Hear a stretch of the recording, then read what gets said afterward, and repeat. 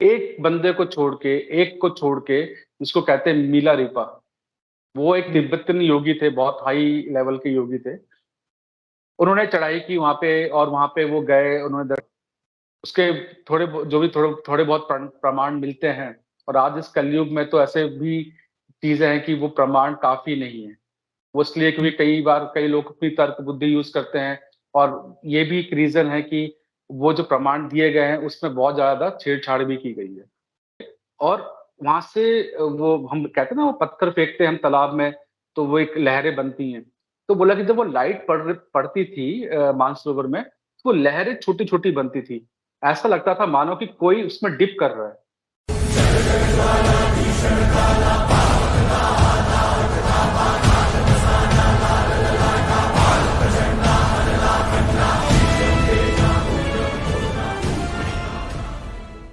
कि बहुत सारे लोगों ने ऑलरेडी कई सारी चीज़ें बोल रखी है और आजकल एक ऐसी भी हवा चल रही है कि कैलाश पर्वत लुप्त हो रहे हैं या फिर खत्म हो रहे हैं और कलयुग के अंत के कारण ऐसा हो रहा है। तो उस सबको भी क्लियर करेंगे, मेनली आखिर मिस्ट्री है क्या इसके अराउंड, उसी को तो जय श्री नारायण दोस्तों। तो पहले पार्ट को आप लोगों ने काफी ज्यादा प्यार दिया और ये पार्ट 2 अब स्टार्ट हो रहा है, तो पूरा वीडियो जरूर से देखिएगा। और हाँ, देवेश जी के चैनल को भी जरूर से विजिट कीजिए, जिसका लिंक आपको डिस्क्रिप्शन में मिल जाएगा। और हाँ, पार्ट 1 का भी लिंक है, तो अगर आप लोग नए हैं तो जरूर से देखिएगा। तो चलो वीडियो शुरू करते हैं। जब वहाँ पे लोग जाते हैं, दर्शन करते हैं और उनको किसी न किसी माध्यम के द्वारा उनको वो फ़ील और वो उनको वो आकृति बन के वो दिखा देते हैं कि हाँ, मैं यहाँ मौजूद हूँ और जो भी अपना आशीष है वो उनको प्रदान करते हैं। तो ये चीज़ वहाँ पे माउंट कैलाश में बहुत कुछ देखने को मिला है, बहुत साइंटिस्ट वहाँ पे गए, रिसर्च वर्क किया और कई लोगों ने मतलब कैलाश पर्वत पे चढ़ने की कोशिश की, पर सफल नहीं हो पाए।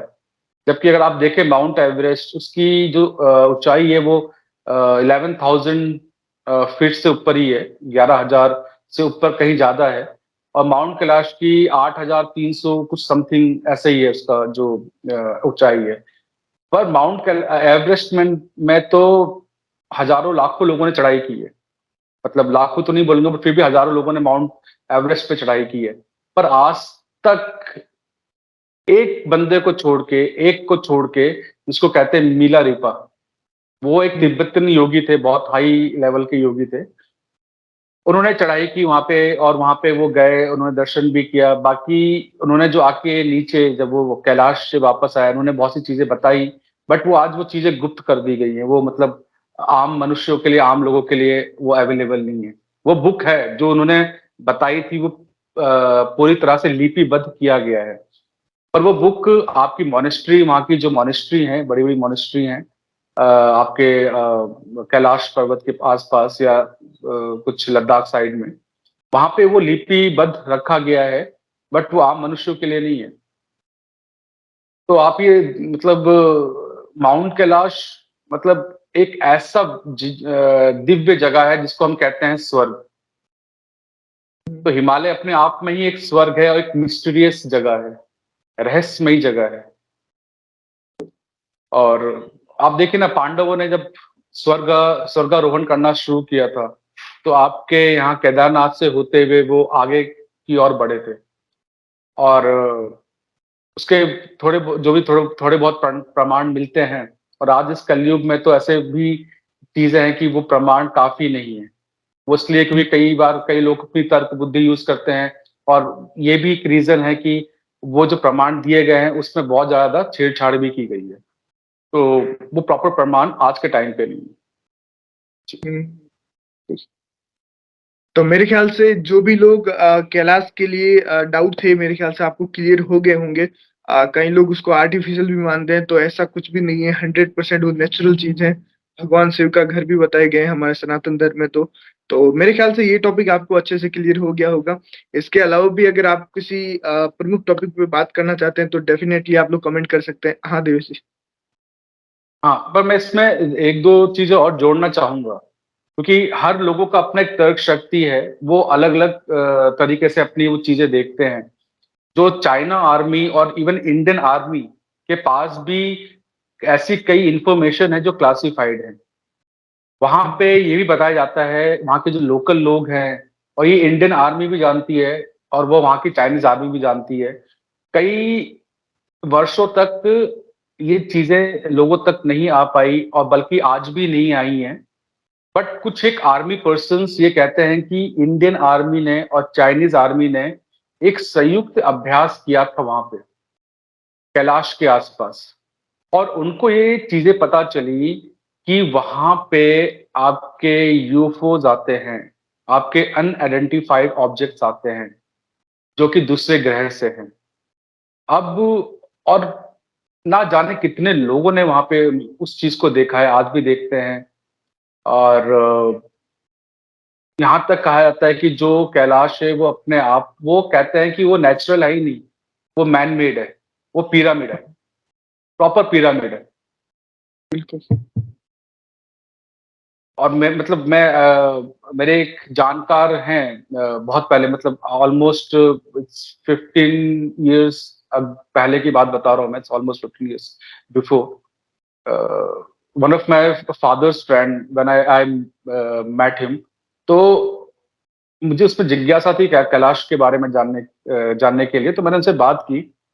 तो उन्होंने उस समय मानसरोवर गार्डन में आप स्नान कर सकते थे, पर अभी ये जो स्नान मतलब वो बंद कर दिया गया, चाइनीज गवर्नमेंट ने इसको टोटली बैन कर दिया गया है, वहाँ की साफ सफाई को देखते हुए। तो उन्होंने बोला कि उन्होंने जब स्नान किया, स्नान करने से पहले वो कुछ और थे, और इन द सेंस उनका व्यक्तित्व, उनका जो एक बॉडी के भार को, जो वेट को वो ढो रहे थे, जो हम लोग एक वेट को वो फील करते हैं। बोलते हैं, जब मैं मानसरोवर में मैंने 3 डिप लिया और जब मैं बाहर आया तो मैं दुनिया को भूल चुका था।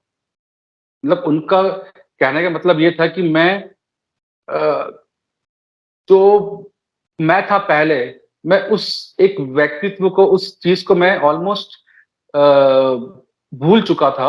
और मैं आके वहाँ पे आराम से बैठ के मैंने ध्यान किया और बोलते मैंने क्या देखा? मैंने ये देखा कि जैसे आसमान से कोई रोशनी आ रही है और वो मानसरोवर में डिप कर रही है।